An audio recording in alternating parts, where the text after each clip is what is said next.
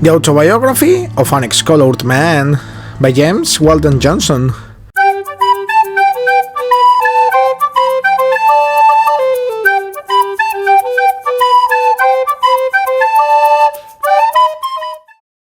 Born in 1871 in Jacksonville, Florida, Johnson was heavily influenced by his mother, who passed on her love of music and literature, interests that could follow him throughout his multifaceted career.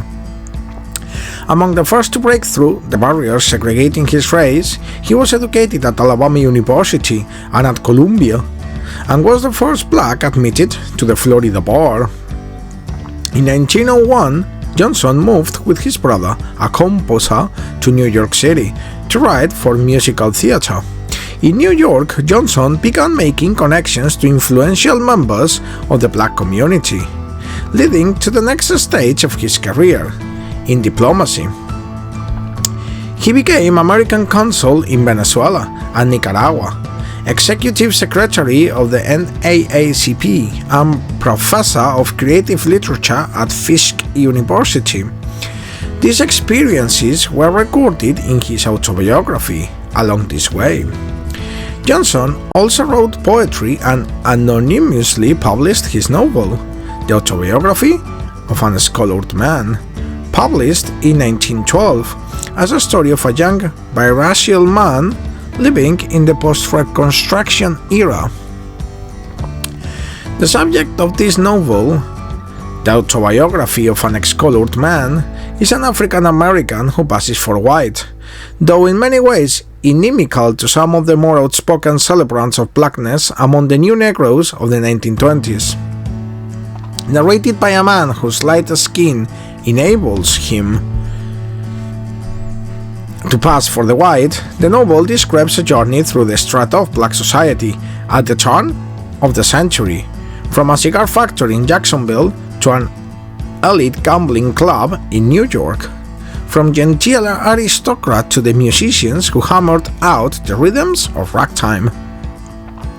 Masked in the tradition of the literary confession as practiced by such writers as St. Augustine and Rousseau, this autobiography purports to be a candid account of its narrator's private views and feelings, as well as acknowledgement of the central secret of his life.